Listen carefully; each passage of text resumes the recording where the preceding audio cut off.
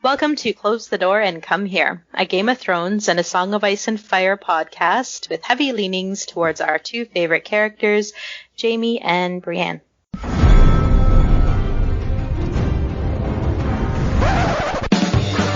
was a bear, all black and brown and covered in hair.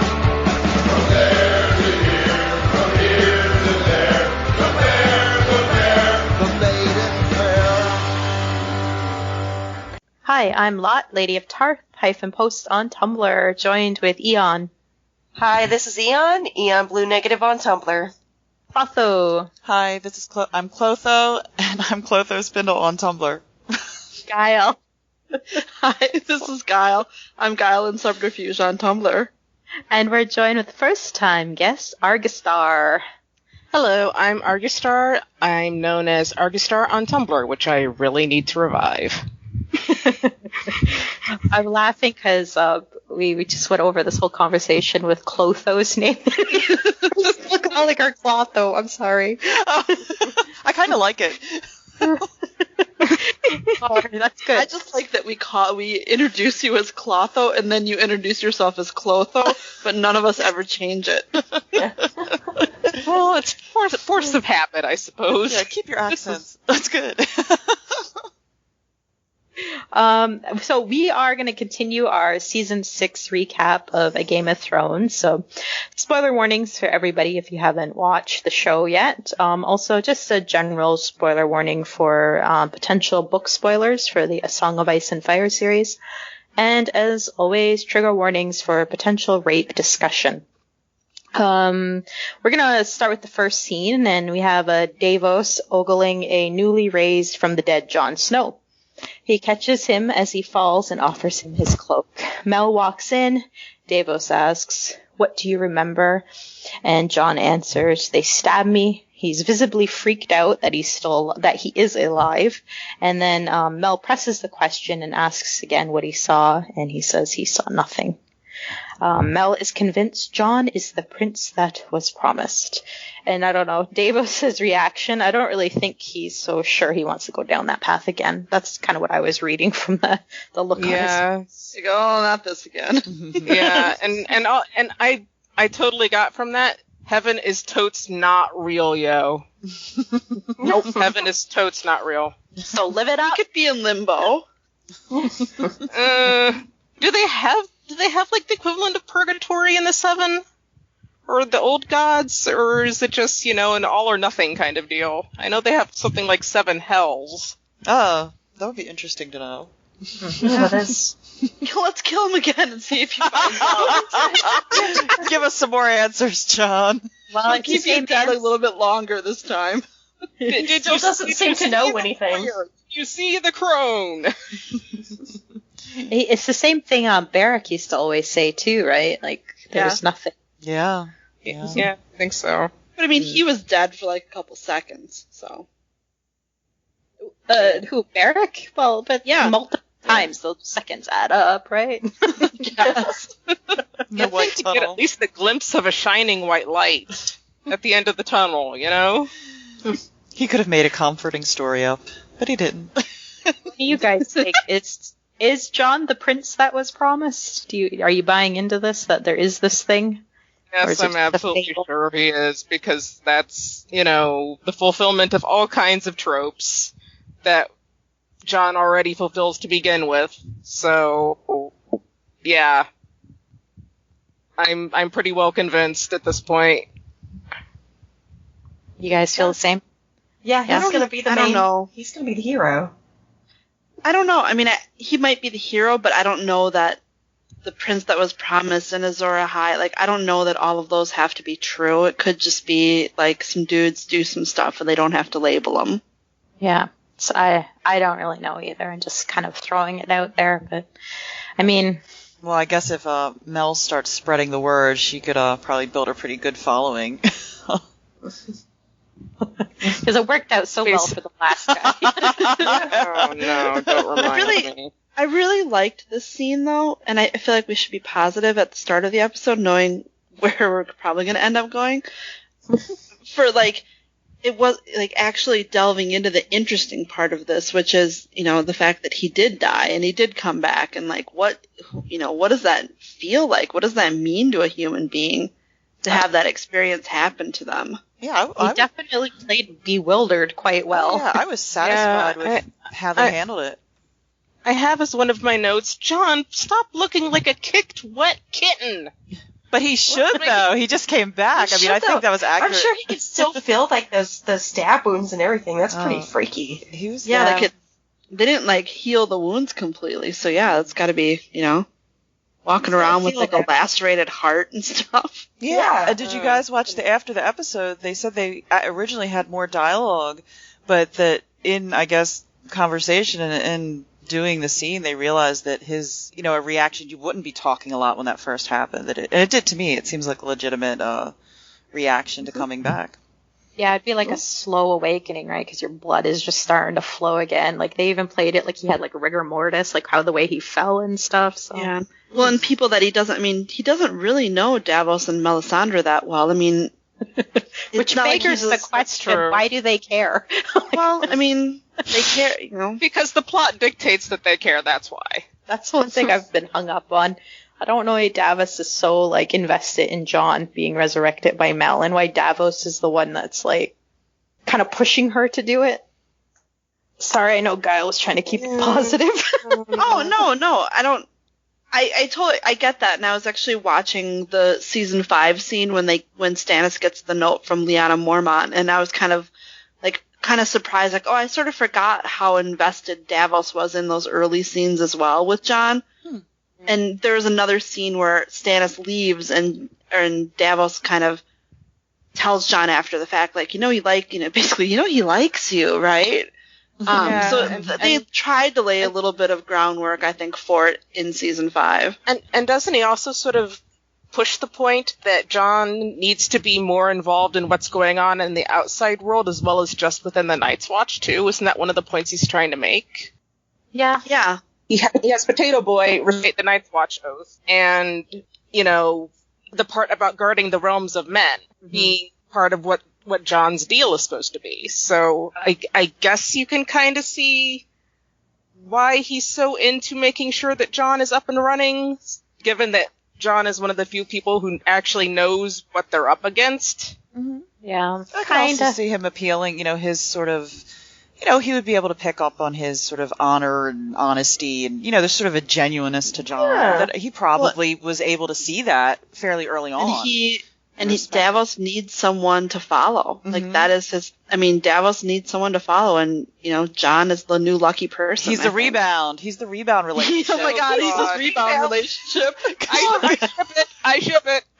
Well, can you imagine? He's totally lost, Can you imagine being so devastated and losing status, and then here comes, you kind of look for something else. Look at his shiny, bouncy curls. I know.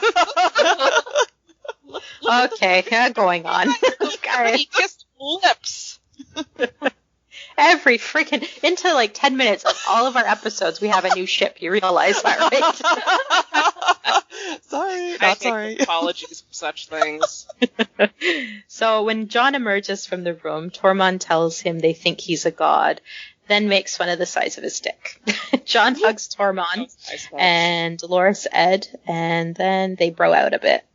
And yeah, so that kind of wraps up the Castle Black stuff. I love that Ed told him, your eyes aren't blue, because it was the kind of acknowledgement that is what Jon would fear the most, more than any, that's what he would fear the most, is that my God, I'm back from the dead, and what am I? Like, he you're actually right. has a lot of reasons to ask that question of what am I? Am I a human even? Yeah. And I think Ed gets that. And it definitely establishes Ed as being genre savvy because, lots of people have come back wrong in other things. Yeah, that totally flew over my head. It's like, that's weird that he's commenting on his eyes. Okay. Oh, yeah. No, it's like, dude, yep, you're not a zombie as far as we know. I'm stupid. Okay. And I love Jon's bromance with Tormund. I'm so convinced that Tormund is doomed this season because of it. Yeah, he is getting a lot of screen time, isn't he? Yeah.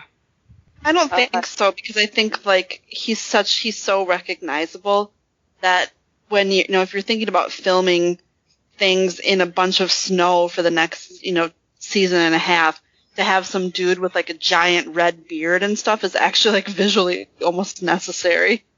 Oh yeah, that's a good point. Your eye does I like go to your him. version better. Let's go with your version. Yeah, your eye goes directly to him. All right, let's go to Gilly, Sam, and the baby, who are on a boat.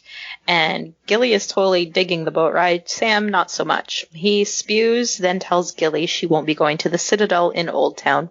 He plans to take her and the baby to Horn Hill. Gilly argues a bit at first, and then relinquishes and agrees if he thinks it's for the best, she'll do it. She also calls Sam the father of her son. And something horrible is going to happen to these people, aren't they? Isn't it? Absolutely. But it was nice to see that those reading lessons with Shireen really paid off, because she's able to tell the difference between C and C now. Yeah. I mean, it's kind of just like a little touchstone moment. Like, this is where they're at, this is where they're going. It's not really like a whole lot to delve into, unless anyone had any thoughts. Other than maybe Sam should have possibly just maybe have told Gilly what his plan was before they got on the boat instead of, after getting on the boat. He wanted to get her out. No, he was going to say whatever he needed to get her out of there in the easiest way. I still think that was kind of a low move, given what she would assume would happen and what is actually going to happen. Well, I'm just glad. Yeah, sorry. Oh, I was going to say, it's a bit of into Sam's character, though. He's a little bit cowardly. I could see him like, I'll tell her tomorrow morning. No, the afternoon. After I come up.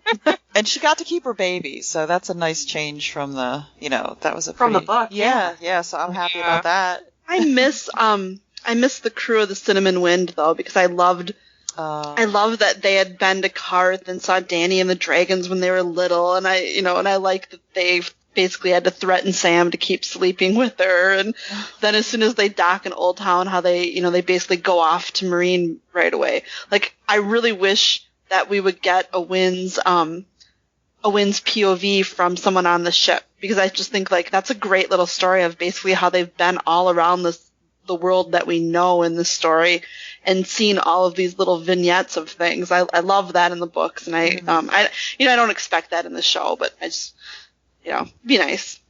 Yeah, I think I just want to... Like, if they had gone on, like, Salador San's boat accidentally, like, that also would have been fun. That would have been awesome. Damn, that would have been really cool. Damn. I love me some Salador San. I just want to go back, touch on what you mentioned, like, the fact that they let her keep her baby. I just want to say, like, in the books, that was one of the worst things. That one really stuck with me, that they switched her baby out. And if I recall correctly, wasn't Sam kind of like, what's she so upset about? Yeah. Oh, yeah. So clueless. Darian was it Darian who was like, Sammy a dumbass, or was it Aemon who pointed it out to him? Yeah. Wasn't it Darian? Because Darian was on the ship with him. Yeah, I feel like it was Darian, but I have a hard time believing that he would have been, like, that observant. Anyway, yeah, very happy that cute baby is hers and she got to keep it. Yeah. Nice change. Let's go. Although, have you Even seen though the... it hasn't...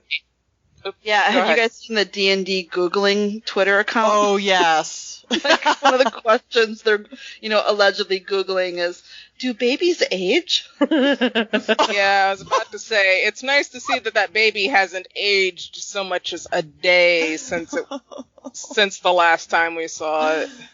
That is the longest lived baby ever. She's not going to be potty training that tyke until it's like 9. They just take a page out of Rickon's book and have like a 5 or 6 year old on the ship with the soap opera rapid aging. Right. Yeah. Let's go on to Bran's vision. So this is the Tower of Joy, the much anticipated scene of the season. We have Ned and Howland Reed and Posse approaching Sir Arthur Dane and another King's Guard. They talk of the Trident, Robert, and a dead Rhaegar. Ned looks to the tower and asks for his sister. Sir Arthur puts on his helm, and it's boy fight! God. He's outnumbered. Eventually Arthur is outnumbered 4-1, and he kind of dual wields them to death. Soon it's just Ned. Bran gets a bit of a lesson in revisionist history. He can clearly see Ned is outsorted, but he was always told that Ned was the victor. Howland Reed jumps in from behind, stabbing Sir Arthur through the throat. And then we hear a scream sound out from the tower. And Brendan Rivers is like, okay, time to go. And who else is like screaming like, what? No. Yeah, the cock teases. Fuck you, Blood Raven. Professional. No. I love that Bran like ran off. He's like, nope. Tried. So it wasn't just me then. Everybody else was like, no. I know. I was like, Yeah. oh, Bran. Run, Bran! Yeah. I love seeing this. I mean, I've really liked the Bran scene so far this season. It's just been nice to see these flashbacks to things that you've really just wanted to see. And the Tower of Joy thing was it was awesome. And I really loved seeing Sir Arthur Dane wielding two swords and everything. And he's fucking hot. He was so hot. Yeah, he was very hot. God, he's hot. And a dual wielder. I'm an absolute sucker for dual wielders. I love that way back this summer when they were doing casting announcements, they showed a picture of Luke Roberts and Eddie Eyre, and then I think it's Robert Aramayo. I'm not sure how you pronounce his name. But as soon as I saw him, it was somewhere that I posted and said, oh, he's absolutely Ned Stark. Look at him. He looks just like Sean Bean. And literally every comment after me was talking about how wrong I was and how he was clearly, Howland Reed, blah, blah, blah, blah, blah. He was Ned Stark. I was right. I just want to point that out. So there's your neener moment from Guile and Subterfuge. Yes. to something that no one but me remembers. A lot of people are saying Okay. he looks like Doogie Howser. That's cool. Once somebody pointed the Doogie Howser thing out, I can't unsee it now. Yeah, I can't unsee it now. Mother love Doogie Howser. Doogie Howser.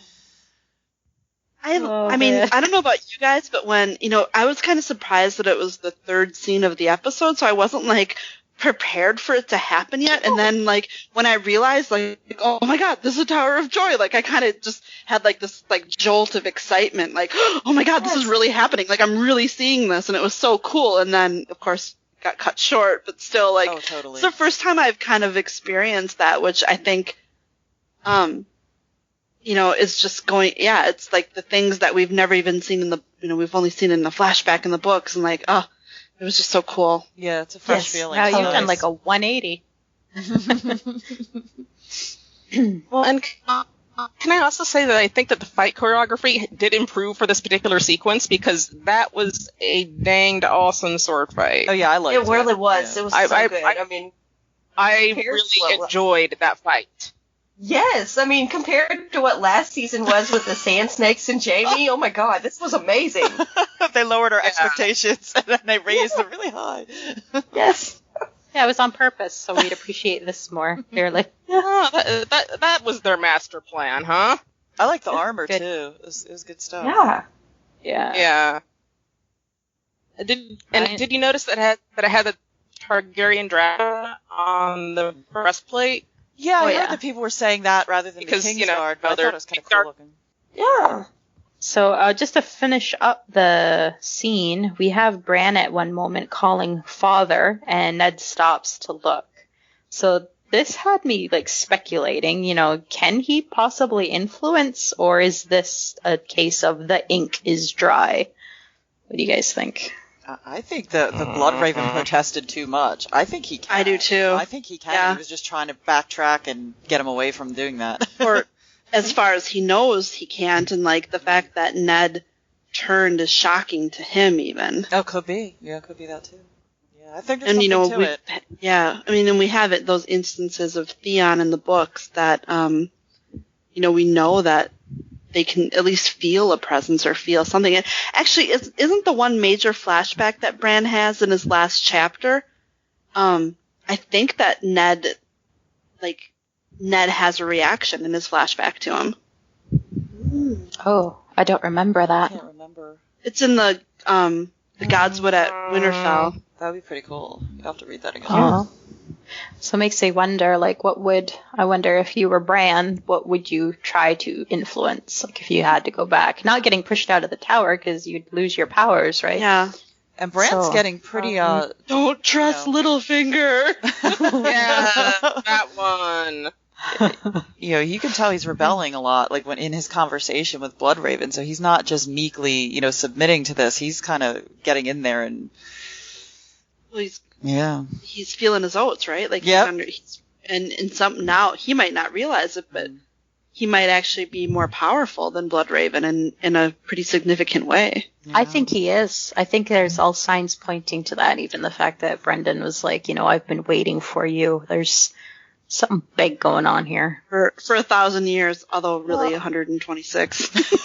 I might be exaggerating. And plus he's obviously older now at this point. So one would think that in the time between the seasons, he's had some practice at this before and is starting to know what his limits are. And is trying to push those limits, too. Yeah, and he's a teen, just like any teenager would. Yeah, blame it on the teen years.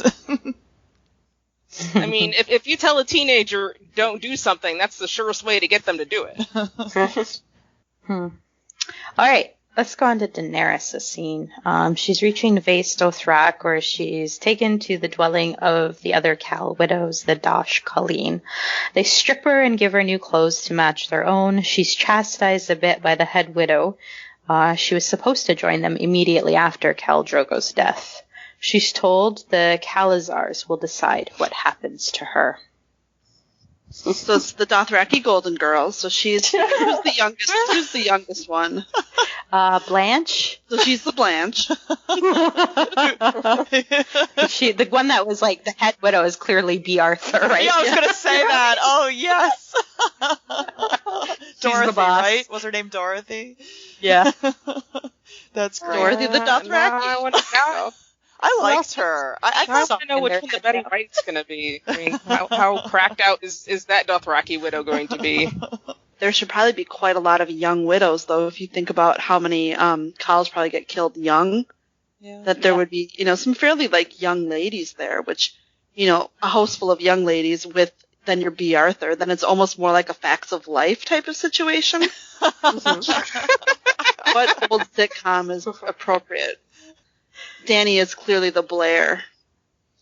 And she's in needing of some Facts of Life. Yeah, it's a good wake-up call for her. What she's saying is legitimate. Everybody, you sort of get the sense that Dany, there's a lot of things she believes about herself, and, she's not taken into account, what they experience in their culture to a certain extent. She's kind of, pulled herself up and kind of created this, mental image of herself, and I don't think it's the reality, and she needs a reality check. Well, I don't know. I guess I'm going to argue fairly strenuously that the idea that the widows of these Khals can have no life other than to go to the Dosh Colleen is kind of ridiculous, and what she's kind of saying, or what her thought is that I have a life that is something other than being the widow of Khal Drogo. I exist outside of that.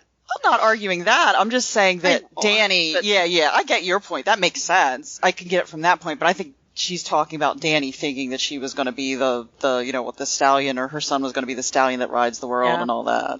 She's like, we all think we're special, honey. And Dany's thinking, well, I am special. I have dragons. Right, exactly. My stallion that I'm, the stallion that I'm mounting to ride the world are 3 dragons, bitch. Yeah, that's true, too. She does have dragons. Yeah, that's true. She has dragons, so she has a little bit to, a little bit of credibility to her entitlement. I have dragons. That'd be such a good, do you have that report done? No, but I've got dragons. Yeah. Screw the rules. I have dragons. And admittedly, I've got dragons. Who would not use that? In all honesty, if you had dragons, you'd kind of pull the dragon card. That's every day. You gotta go home to feed the dragons. I don't feel like going to work today. I have dragons. That really perfectly summarizes Dany quite well. Just all of that. Oh, anyway, back back in her hometown of Marine, Varys is being Varys. He has a woman brought to him named Vala. She's the same one that lured the Unsullied into a trap last season.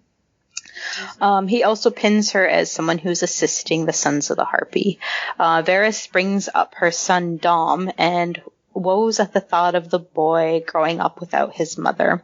He offers her passage on a ship and a big bag of silver. And then immediately after that, we have a scene with Tyrion, Grey Worm, and Missandei. They're awkwardly sharing a scene together. Yeah. It was really weird.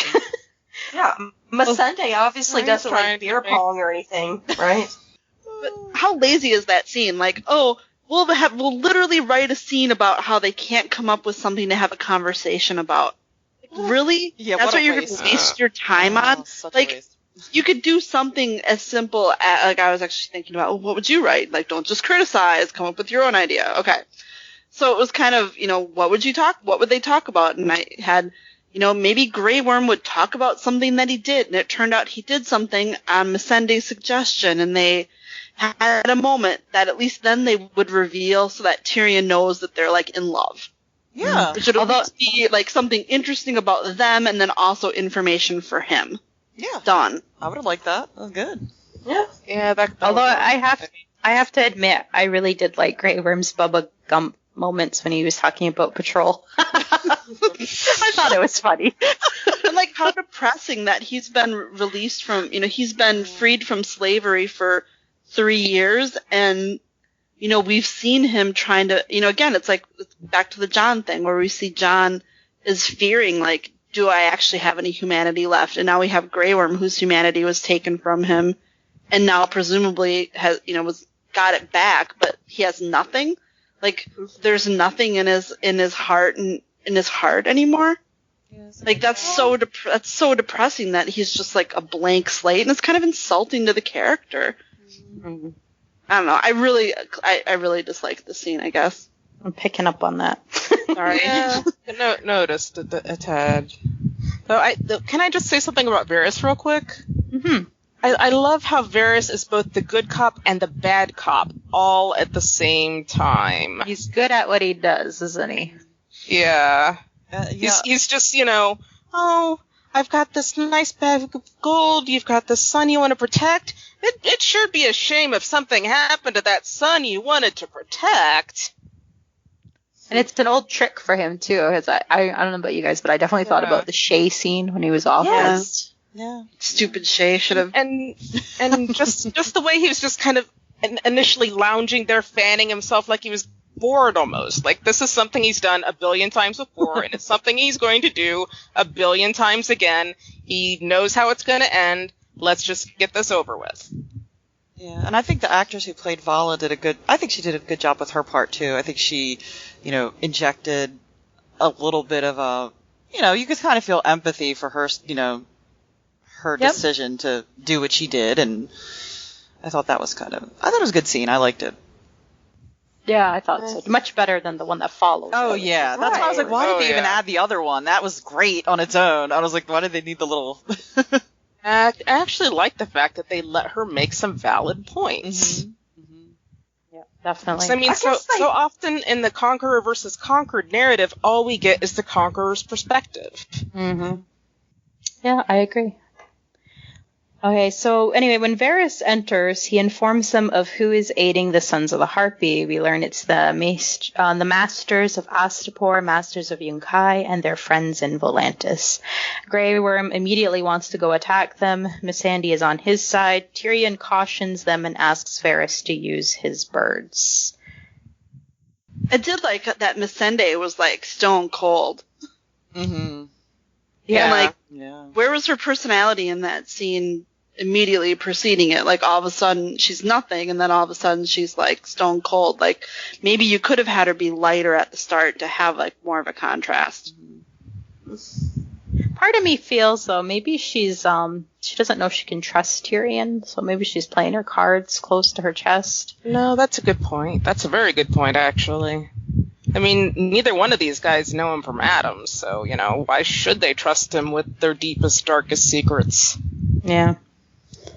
The one thing about this whole marine stuff, though, it seems like too quiet for. I mean, you think about it. Daenerys just flew off on her dragon. The cities, in their eyes, they don't have that ruler there. How come things aren't going to shit more? It's a little strange. Yeah, it's a little strange.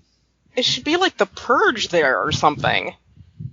Yeah. You know? I think someone would take that opportunity to make a big move. Yeah. In time, maybe we'll see. Okay, so guys, we gotta go on to the most what the fuck scene I've ever seen on this show, and that's saying a lot. Okay, so Qyburn's entertaining a group of children in his lab, former birds of Varys. Qyburn seems to be dishing out his own form of child protective services and candy. I'm not making this shit up. I did appreciate the child protective services aspect of it. Yeah, like, I thought Qyburn was kind of adorable with the kids, though. But when he offered that candy, I thought that it wasn't really they're all gonna drop dead. Like, I thought he was giving them pieces of, like, Sir Gregor. Oh gosh! Oh no! Oh no! Candied plums. Candied earlobes. Oh. He laced it with something. Who knows? When I saw the still for like this scene, I was like, oh no, what the hell's gonna happen? Get those kids out of there! What the fuck? But no, he was quite nice to them. Very unsettling, until it wasn't. They are interrupted by Sir Gregor, Larry, and Carol. I may slip and stop calling them Larry and Carol at some point, but I'm going to do my best. The children take off, and Larry inspects Qyburn's monster. Larry is super slow in this scene. He wants Sir Gregor to go crush the skull of the High Sparrow. Good thing sensible Carol is there to talk reason into him. He'd have to that's sensible Carol. But we won't Sensible, have... restrained Carol. Always the voice of logic and reason. No, for real though, like, they are making me hate Jaime. Like, show Jaime, I can't fucking stand him anymore. They've turned him into Cersei's I know, Toby. there were two sides. He's a prop. He's wallpaper. There were two moments Can you where imagine- I actually... Sorry, go on.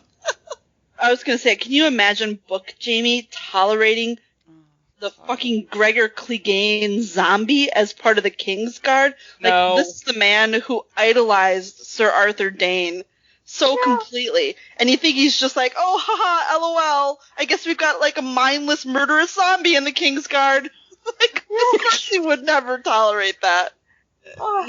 There are not enough words in the English language for how badly he would flip his shit over that. He didn't even like Meryn Trant or... Oh, yeah. Wow. That's a good... He's not putting up with this. Oh. I noticed... Imagine him writing, like, why don't they just have him write Gregor Clegane's white book page and just totally get it over with?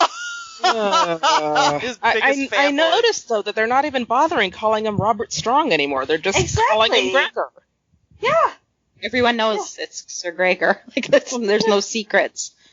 I wonder if he uses the toilet, though. Like, that was my favorite thing in the book, is, like, the other Kingsguard, like, claiming they've never seen him go to the bathroom. Of all the things to worry about. He's just a champ at holding it, that's all. He's just really constipated. That's why he's so angry. He needs more of those candied plums. Yeah, exactly. Versus prunes. So anyway, Larry says he's really looking forward to see that trial by combat. Which they might as well have had him turn to the camera and wink at that point. God. Like, that's how, like, much of a troll that line was. Or literally they could have had him just say, I get hype. I would have loved that. And blow an air horn. Exactly. Get one of those giant foam fingers. Yes. So anyway, Sarah... Maybe take off his shirt and paint himself funny colors. But then big S for Sander. Although actually I guess Larry would probably go for Gregor. Yeah, big G. Anyway, so I'd be okay with that as long as he just takes his shirt off. I don't even care. I don't either. I don't like him. He's becoming more and more He's unattractive. super unattractive in this whole episode. He's greasy and dark and nasty. Well, a punch him in his cocky long face. exposure to Cersei. As soon as we get him out of her grips, I am hoping and praying to every god in the cosmos that we get something close to, the Jaime we had in the books and in previous seasons. They know how to write him. They've done it before. It's just that they've quit. That's why it's so frustrating. Like, I hope, but I don't know. I don't know if I can climb back out of this hole I'm in with this character. And I don't have any faith that they can change a plot line anymore ever. I mean, they had the whole Duran, hey, here's a seemingly helpless guy, and secretly he's a seemingly helpless, cautious guy. That's literally the plot they wrote. Yeah, so I don't. What you get. Yeah.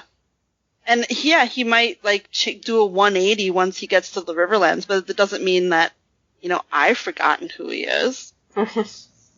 Can we pretend they're triplets and not twins? And once he's in that Lannister garb, that's the real Jaime. I keep saying does he have the a hair. multiple personality disorder? So it's Larry and Jaime, and Larry is the evil twin. Look, evil twin. He just lost his hair. But he'd need to get the beard of spite. Yeah, if he's going to be the evil twin. His story, he got more. His hair got longer, and that was his peak. And then as he started to cut his hair shorter and shorter, things started to go worse and worse. And he shaved off the beard. It's amazing. He's not attractive at all. Yeah, no. It's weird that I thought he was sexier as Hobo Jaime. Yeah, Hobo Jaime was so sexy. Are we kidding? Greasy and scuzzy and looking like he hadn't had a bath and surely hadn't had a bath in 2-3 years. Then right now, all nice and clean cut. Being clean Would makes him still cocky. tap that. It's soap that's doing it. Damn you, soap. Damn you. Okay, so Cersei wants Qyburn to send all his sparrows out to Dorne, Highgarden, in the north. She wants to know who all her enemies are. And immediately following this scene, we have a small council meeting composed of Kevin, Pycelle, Mace, and Olenna. Pycelle is tirading against an arrogant and dangerous Qyburn. He's so passionate about the matter that he fails to hear Jaime, Cersei, and Sir Gregor enter the room. And then we get a toot. It really was the perfect fart, wasn't it? All that needed though was some sitcom wah wah sound I effect. think that was the fart. Or a laugh track. Anyway, Cersei asks Olenna why she's there, and she informs Cersei that she was invited, mentions the queen's imprisonment, and right away Cersei thinks Olenna is referring to her, and Olenna's like, "You're not the queen!" It was kind of a cool moment. Yep. Any moment with Olenna is pretty much guaranteed to be golden. Yeah, she's fun to watch. Fun to listen to, too. Kevin is like, you guys have no place here. And Jaime's like, nuh-uh, I'm commander of the Kingsguard. Pycelle blathers on, and Jaime and Cersei take a seat. Jaime tries to bring the group together, citing Dorne as their common enemy. Cersei tells the group they aren't leaving, and Kevin is, well, we aren't staying. Meeting adjourned. I was so embarrassed for Jaime. I was embarrassed for the character. Yeah. He's absolutely ridiculous. And this scene, I question, what are we as an audience supposed to think in this scene? We've always been sort of told we should be rooting for Olenna, and we've also always been told that, Pycelle's useless and that, Kevin's been portrayed as really quite stern and mean. So is this pitting Olenna and Kevin versus Jaime and Cersei? Is that really what this first half of the season is about? How does that make any sense in the world? Unless they've got just a shared goal of keeping Cersei's hands out of as much shit as humanly possible, I have no idea. What is Jaime's motivation? He's wallpaper. He just wants to please his sister and lover. That's all he cares about. So he's doing it so he can get in her pants, even though they clearly hate each other? Uh-huh. And they're not having sex, apparently? It's complicated, Kyle. I guess. I guess there is no defense. Like, this is just a one big clusterfuck. And I mean, is he wanting revenge for Myrcella dying from Dorne? Is that what it is? And then, like, in a couple episodes, whenever they finally reveal that Cersei slept with Lancel, it's gonna be, oh, she cheated on me with Lancel. Well, where is Lancel? He's gonna forget all about Myrcella. Yeah, I mean, I'm wondering, like, where are they just waiting to reveal Lancel? Have you guys noticed Lancel's been, like, conspicuously missing from any of the Sparrow scenes? Where the hell's Bran? Yeah, hey, that's a good point, too. He could knock some sense into Jaime, maybe. I don't know. Oh my god. Fun. Well, actually, I think it's because Jerome Flynn... Actually, I'm sure it's because Jerome Flynn can't be in a scene with Lena Headey. Oh. And so since Jaime's attached at the hip, he can't have a scene with Bran. I don't know. It's just getting so bad that when they call him Gregor now. When Gregor was standing behind them, I just had this instant thought: what if he takes Jaime and Cersei's heads and just bashes them together, and you just see the Skittles go flying? It's terrible that I'm thinking these things. Okay with that. I feel so horrible that I'm thinking.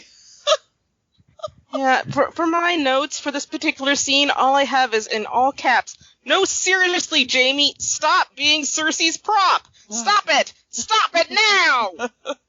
Oh, man. Ugh, I think they think the scene is funny. Ugh.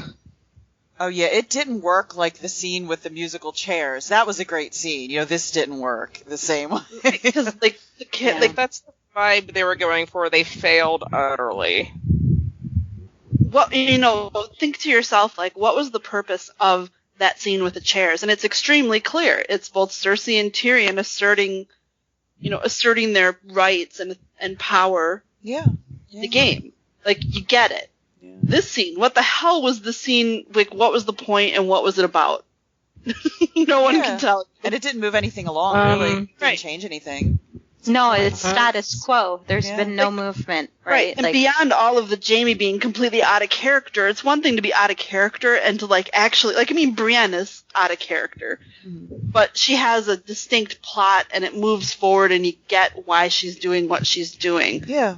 This shit, who the fuck knows? Yeah. Yeah, because we honestly don't know if or when Jaime's ever going to find out what really went down with the charges against Cersei. You'd think that would be one of the first things he'd ask after the whole, oh hey, accidentally got our daughter killed thing. I mean, it might be quite possible that they'll just do what they did with Davos and never bring it up again. It's possible. I don't know. Well, and even beyond that, like, you know, Book Jaime would not be in a room with Gregor Clegane as a member of the King's Guard. Like, that just literally would not happen. Yeah, I agree. Anyway, he would not be pleased. Not be pleased being me putting it mildly. I don't know how the fuck they're going to write Jaime out of King's Landing. I don't know what they're going to contrive and to make us believe it and agree with it, and I don't get it. I'm baffled. I'm so over this guy at this point. I think the key word is contrived here. I don't think they have to contrive anything. Hey, Jaime, this is Cersei. Can you go to the Riverlands for me? Okay. Yeah. Oh, if it plays out like that, man. So basically, that's how it's going to play out. So basically, Jaime is not just wallpaper. He is now her poodle, officially. Yeah. And then magically, by the mere presence of Brienne, he will be transformed. So, like, actually, Jaime has no agency whatsoever in his own storyline, which is like the dominant arc of the last part of these books. Yep. Yeah. It's a shame. I mean, there are, I know it's going to come off as like the ultimate show bashing, and there are a lot of things that I liked this episode. There's a lot of things that I've liked this season. It's just the one thing that I care about the most is the thing that they have utterly and completely shit all over. And it's kind of hard to get over it. Yeah. You know what's so mind-boggling is Jaime is one of the most, if not the most popular character of this series. How are they allowed to fuck it up this bad? And as I said earlier, we know that they know how to write him. They've done it before. Why have they suddenly... We don't know that. We know that they know how to adapt things that George has written about him. They've never written any Jaime that is Jaime. So maybe this is them without any rudder. Okay, there's the line of demarcation then. Once they had to fly on their own. Well, they didn't have to. They just chose to ignore Feast. Okay, I'm depressed. Let's go on. I know, I'm sorry. I'm sorry. Yeah. All right, next scene we have Tommen. He's paying the High Sparrow a visit. He says he wants his mother to be able to view Myrcella's resting place. The High Sparrow says not until Cersei's trial. The High Sparrow talks of Cersei's unworldly motherly love, something he's envious of Tommen. They sit and chat about the gods and the good in people. And I don't know what the point of all this is. This was like just achingly boring, although it shows how easily Tommen is manipulated. Yeah, basically this was the High Sparrow pulling one over on him and succeeding admirably. I mean, way to go, High Sparrow. You completely confused the hell out of that teenage boy. Oh, yeah. I just hope teenage boy. I hope he doesn't start drinking the faith Kool-Aid. Oh, he'll have a little mark on his forehead. He'll come back next week with a cat, a little kitten up there. Little kitten with a little It definitely seems to be where they're going with the seeds. Like planting the seeds for Tommen's conversion or whatever. Oh, wow. But does Tommen know that if he converts, he might not be able to have sex again? Because I feel like that's pretty important to him. Well, weren't there some sort of spoilers about Tommen being in a scene with guards and people having faith flags? Or am I just imagining things? I remember the big set scene with like the stairs, and but I'm not sure what side Tommen was on. I think everyone was speculating Marjorie might have been on the opposite side with the High Sparrow. I don't know. I'm having a hard time really being that interested in it too, so I'm gonna move on. So we have Arya's scene, and she's back in the House of the Undying, still getting the crap beaten out of her. She's asked about her family, her brothers, and Sansa, and the Hound. She reveals her list: Cersei, Gregor, and Walder Frey. Finally, in her battle montage, Arya successfully blocks the wave's blows. The initiation is over. She takes a bowl of suicide juice from Jack and Agar and drinks. Instead of dying, she gets her eyesight back. I was so happy they went to a training montage. Like, oh my god, it's been too long. Like, put on Eye of the Tiger. I don't care. Yes, move this shit along. It was great. I actually thoroughly enjoyed the scene. Also, note the additional mention of the Hound tonight. So, the Clegane Bowl subreddit is like on cloud 9 right now, as you can imagine. The build is there. Yeah. No, I liked it too. Moved good. Moved well, I thought. Though, can I say something real quick? I mean, am I the only one who can kind of see where the wave is coming from? Because she's clearly dedicated all her life to the Faceless Men, and here comes this new kid who thinks she can just waltz on in there and do everything they can do all easy peasy and keep remnants of her old life. And he's the Master's favorite now. I could see that seriously grating on a person. She's jealous. She gave her a dirty look at the end. Yeah, I'm kind of almost team waif in this. I'm like, yeah. I thought it would have been kind of funny if after she got her eyesight back and he asked her who she is, she said Arya Stark, bitches, and just ran off. Mic drop moment. That would have been fantastic. Arya out.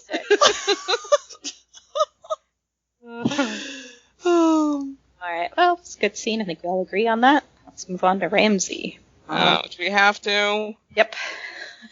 He's hosting a meeting with Lord Karstark and Lord Umber. He's concerned about Lord Umber is concerned about the wildlings let loose by Jon Snow. Ramsay wants Umber to pledge loyalty and kneel. Lord Umber is like, fuck that. Instead, he brings a gift. It's Osha and Rickon and the head of Shaggy Dog to prove Rickon's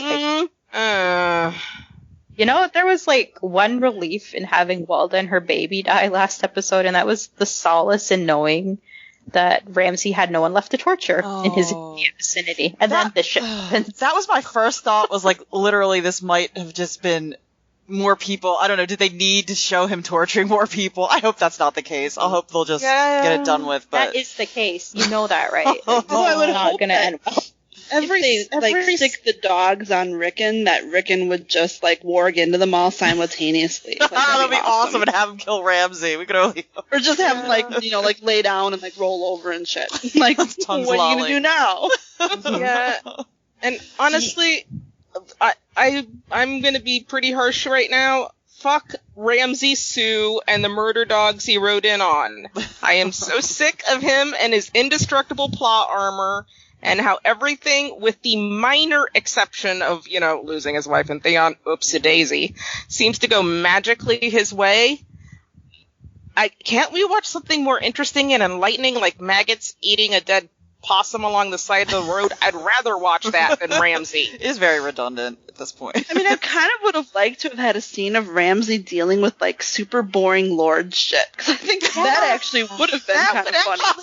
Interesting. People coming and asking about their bunions. What do I do? There is a theory right now. A lot of people are saying that that Umber guy, he's pretty much filling in as the Manderley. Since there is no Manderley, they're saying that this is all a fake out. Except that that Shaggy Dog's head is not really Shaggy Dog. But you know what? I don't know. Yeah, there's an interview that came out with the actor Art Parkinson. I think it was just yesterday, and he squashed that theory. He pretty much confirmed. He said that Shaggy Dog was dead in the script that he read. Mm-hmm. And he also, of note, is Shaggy Dog Toy. It's half off on the HBO website. Oh no! Shaggy Dog is dead. Those fuckers. No. I would have loved if it was a fake out, but I was disappointed to read that. But he was. I guess we just give D&D too much credit. Exactly. Yeah. I honestly, if I could do one thing, just in the show, I would write myself somehow appearing in front of Ramsay with my stepdad's 12-gauge shotgun, and I would shoot him in the face while yelling, "This is my boomstick!" I mean, to be fair, you need a reason for Jon, presumably, to turn his attention south. Because if you're Jon and you know that there's like these ice zombies bearing down on the wall, that kind of has to be priority number one. But if you've got, Ramsay who can say, "I've got your brother," or I've got your sister or whatever, that is kind of something that would draw him more urgently to the south. Yeah, I could see that. Yeah. I mean, at least, we know that Shaggy Dog and Rickon are hunting unicorns in Skagos right now in the books. You can console ourselves. So, yeah.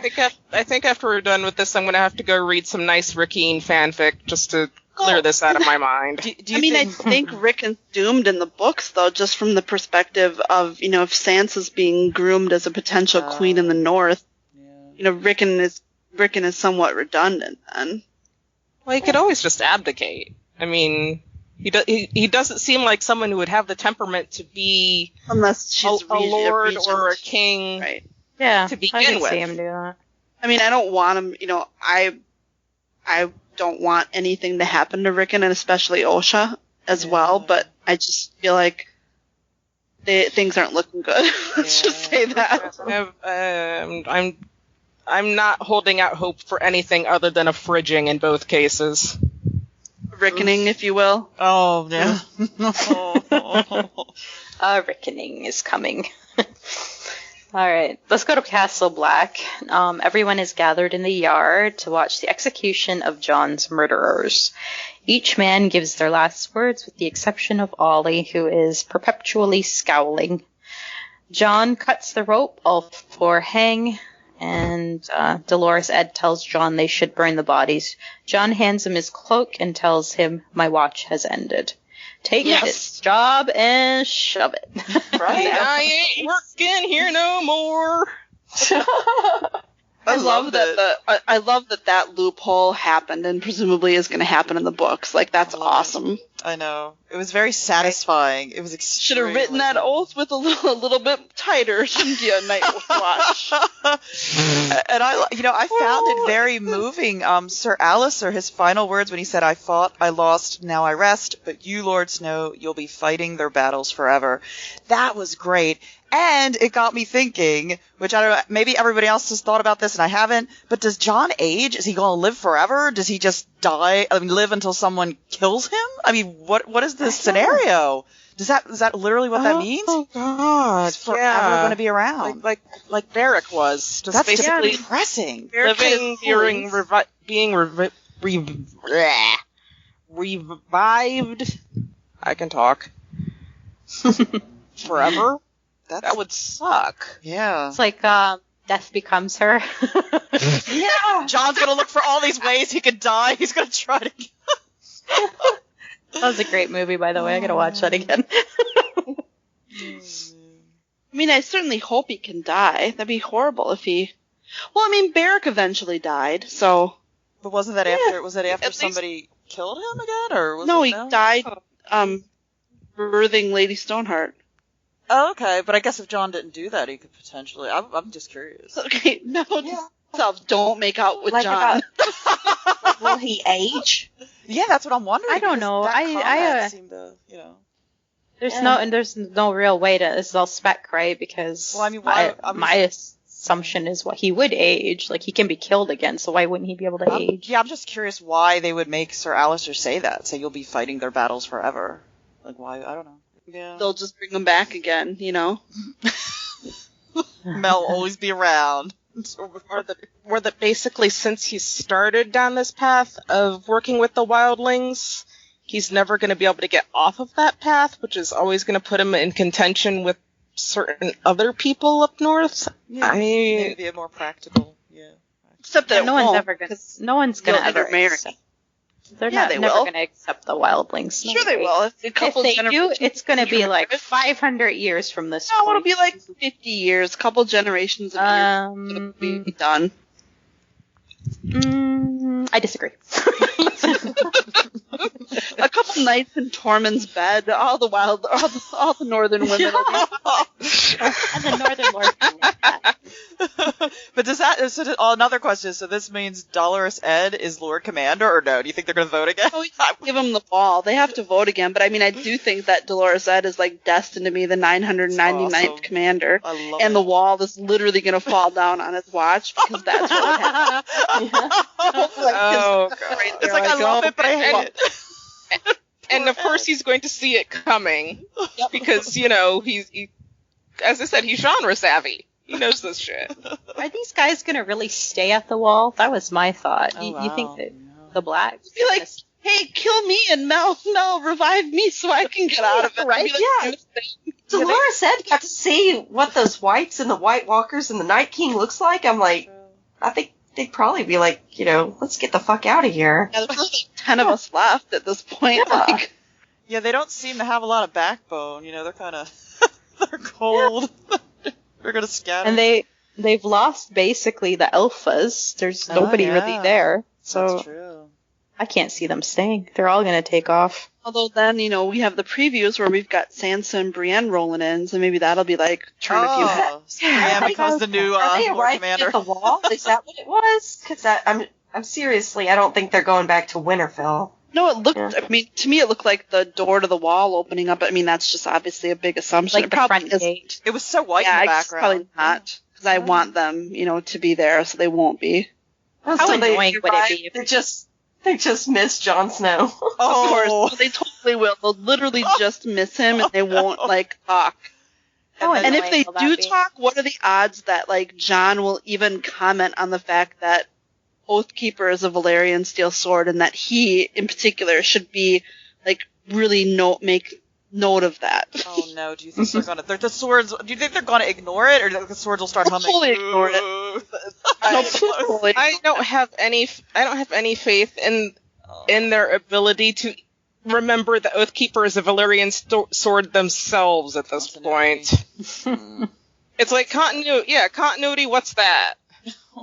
Speaking of continuity, if Rickon and Osha really were thoroughly betrayed, which I think they were, so much for the North remembers, huh? The North forgot. It's cold. Yeah, that'll be the new Winter's tag. coming. The North forgot. Winter's coming. They had to have a few drinks to get, it's like you forget.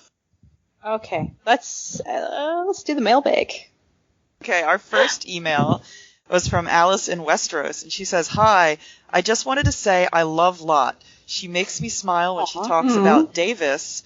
Makes him sound like a Westerosi businessman or an attorney or something." And then it ends it with the symbols for kisses and hugs. Okay, I just want to point out too. I know. I want to point out. Guile one day was like, "Oh, did you see the really nice email you got, Lot?" I look it up and I'm like, "It's just her making fun of the way I pronounce shit." Oh, that's cute. But in a nice way. I love you too, Alice. And Strikers. Stakers. And Table. Next, we have an email from Kathy, and she writes, "Love your wonderfully entertaining podcasts, as always. I wondered if, in episode 2, the fact that Mel cuts bits of Jon's hair and burns them was a kind of aside to all the Kit Harington hair watchers out there. I couldn't help thinking of that when I first saw it, although I suppose it would be a sort of natural magic type thing to do. But I like to think it was D&D winking at those folks through the fourth wall. And thanks again for your great podcasts, which I look forward to every week with great anticipation. I especially appreciate the hard work y'all put into them to have one out every week like clockwork. Such dedication. Cheers."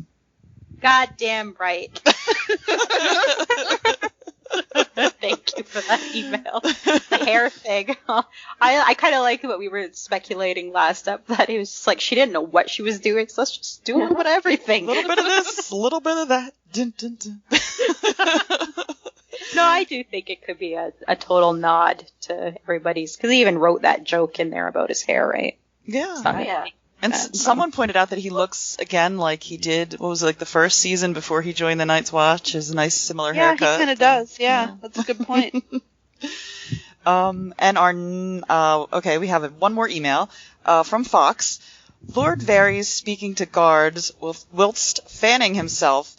I don't know how you stand it in all that leather. Enter captive woman, properly dressed for tropical resort. Indeed, ladies, you have drawn attention to the fact that costumers need to consider the weather. Thanks, and can't wait for your next podcast." Well, when are anyone up north going to wear, like, a hat? Yes.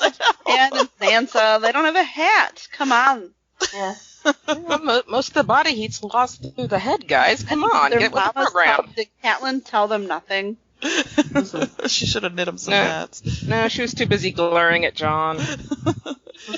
We have one Podbean comment from Kevin, and he says, "Of all the atrocities the writers," and he puts that in quotation marks, "have committed, the character who's been the most ruined is Jaime Lannister." And I think based on our, I agree with that, based on our discussion. Amen, brother.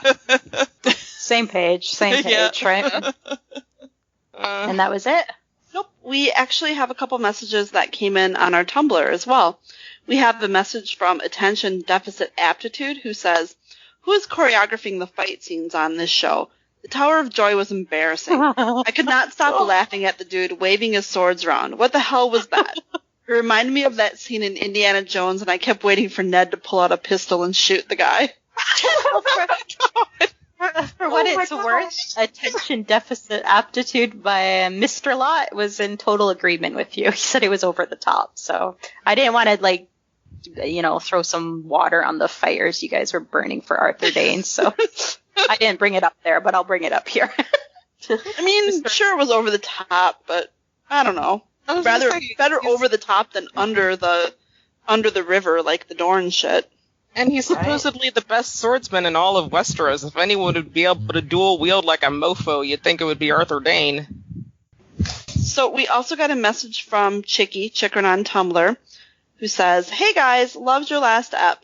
I laughed so fucking hard about L plus H equals J. That's the kind of content you can only find on Close the Door and Come Here, dude." So the Tower of You're Joy. welcome. So the Tower of Joy totally did it for me. I know there are nitpicks, but I love the kid playing Ned. I love the dialogue, and I love that I now want to fuck Arthur Dayne as much as Book Jaime does. Also, I love Jon, guys. I love him so much. I melted when he said his watch has ended. It's all I've ever wanted. Oh my god, no one understands. Jon Snow 5 Eva. Miss you, dork, so much. When will this stupid season end so we can be friends again? Cries. Kisses from Chicky. It's a decision you made, Chicky.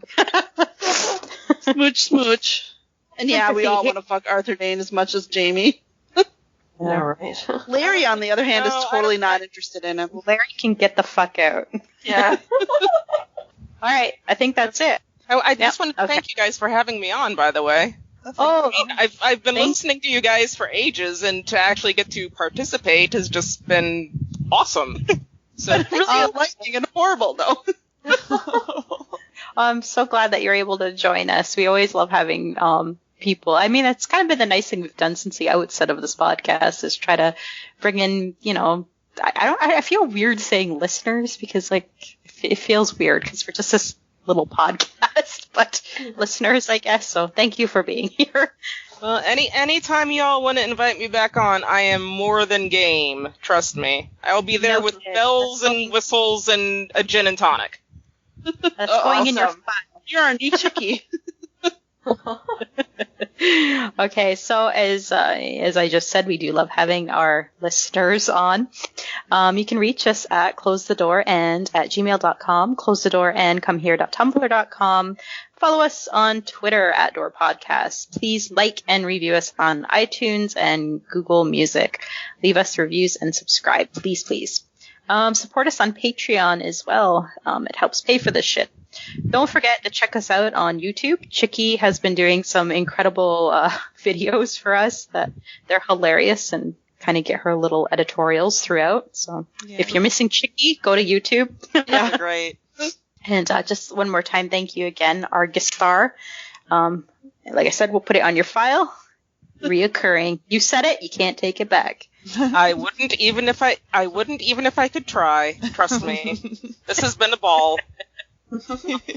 Thank you. Thank you, everybody, for podcasting. Yay! Keep it fresh and fusty. Get on. You guys all have your things. All right, closing the door. Get out. Bye.